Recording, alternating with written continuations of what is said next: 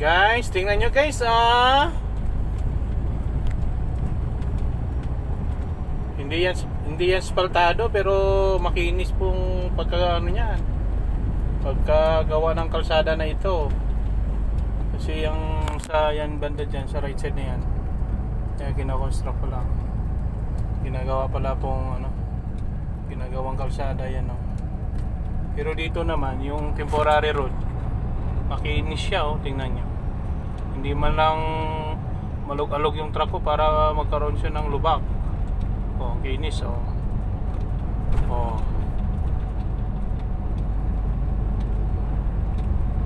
60 speed yan, 60 speed, pero hindi siya malug-alog ito. Tingnan mo, ang ganda.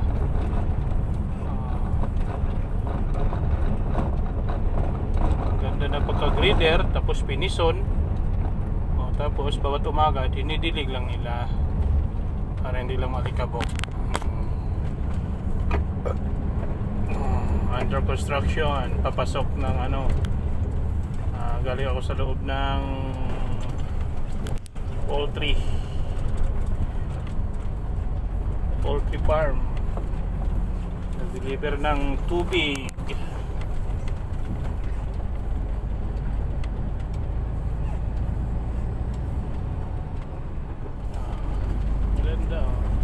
Para lang nagwe-wave lang, para ka lang nasa alon-alon.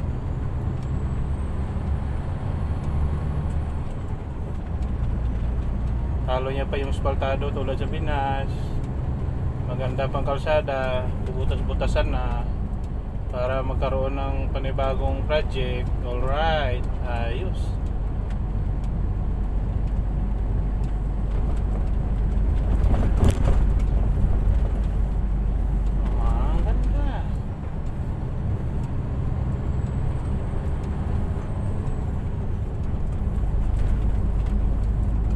Signboard siya 60 speed ng truck.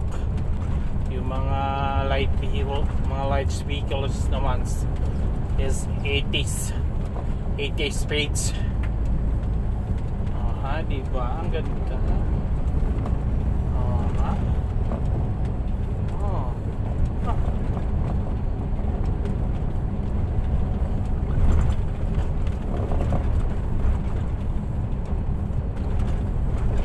Para spaltado lang din ang pagkaramdam mo. Ang ganda na pagkaka-grader, sabay pison, sabay titigan. Ayan, sa inboard 60.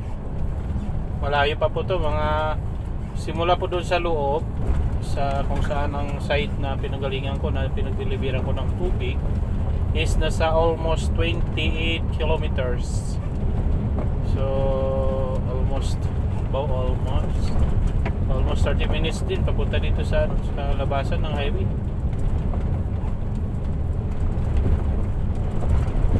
Tayo pa tayo sa highway.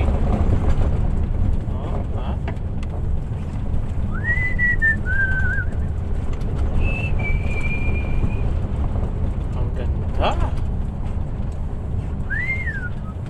Ano to parang nasa pusod ng kumbaga sa tiyan, parang nasa pusod ako ng tiyan ng galing.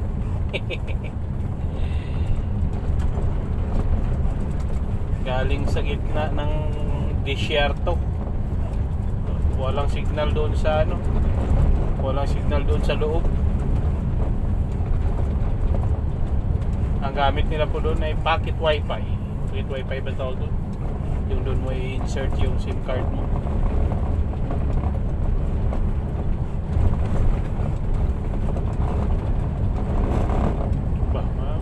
Malayo pa sa main road.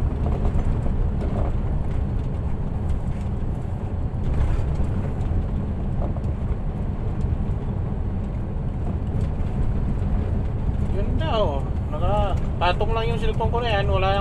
Walang clip, pero hindi ko magalaw. Di ba?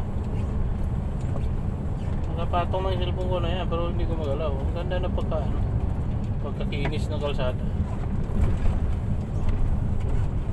Temporary lang yan temporary road.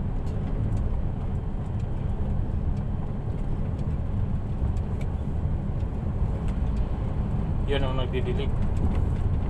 Nagdidilig.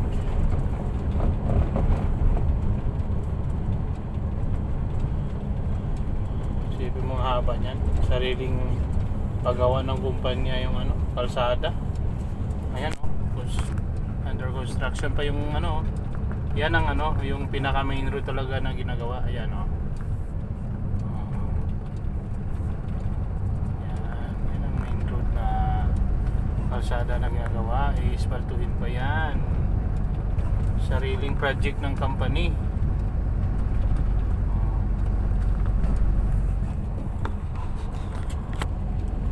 Kayaman.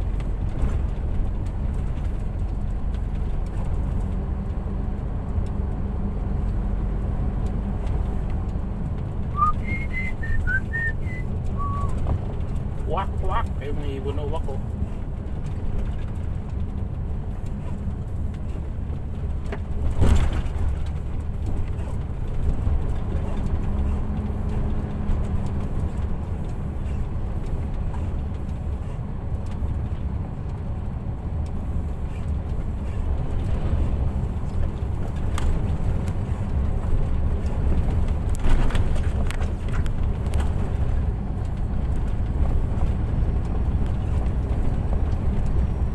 Sabihin man nila ko ay bata pa, di ko pa raw alam kung paano umibig sa kanya. Sa karanasan ako ay ilaw pa, mag-aral ka pa, yan ang sabi nila. Oh, alright.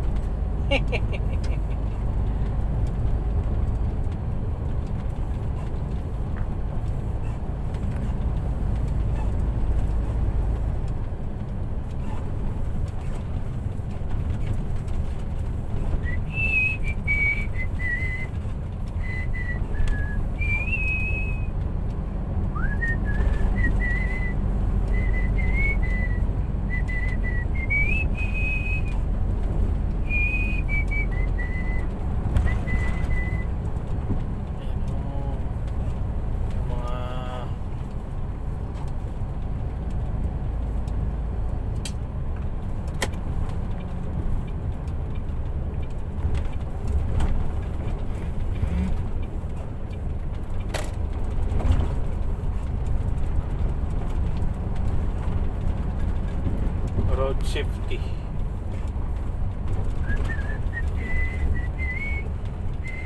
Yan, nagdidilig.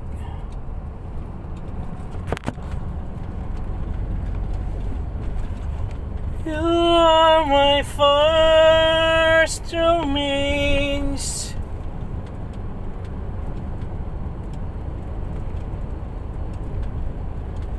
Ahon.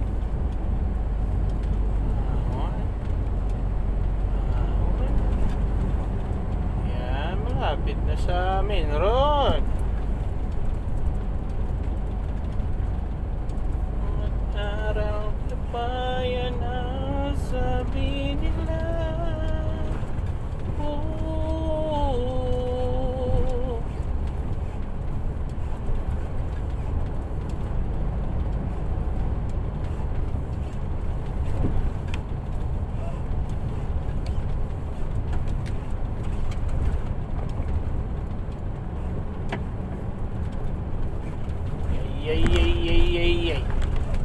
Ay.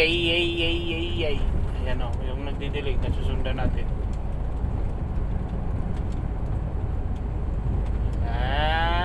Putik pa maya yung kangko.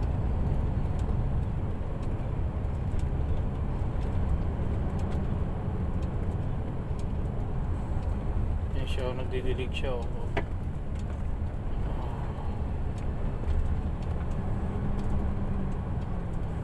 Nagdidilig si Dodong para hindi malikabok.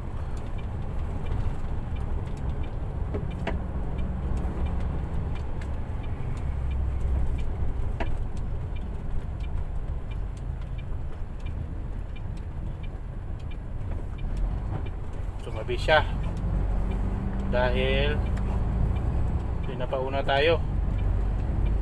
Alright. Alright. Perhatikan natin.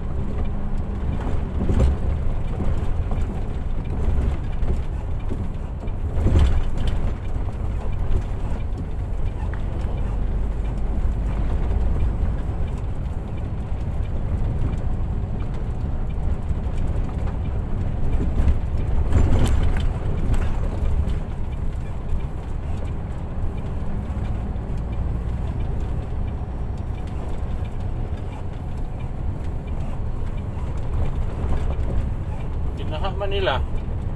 Anong klaseng dilig yan? Binuhos man nila yung tubig nila dito kaagad. Nako. Naputik na naman ito dito.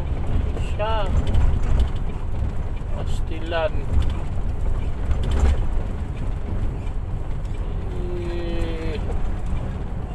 Lakasan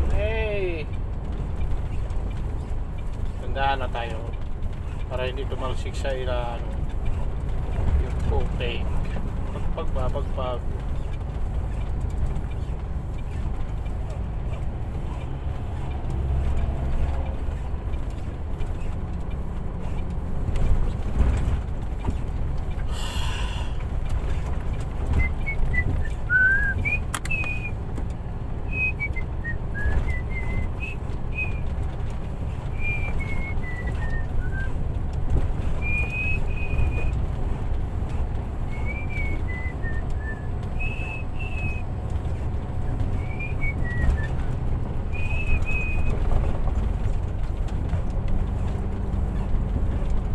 Nandito ako, umiibig sa'yo, kahit na nagdurugo ang puso. Kung sakali iwanan ka niya, huwag kang mag-alala, may nagmamahal sa'yo. Nandito ako. Dito na tayo sa main road. Sa highway na tayo.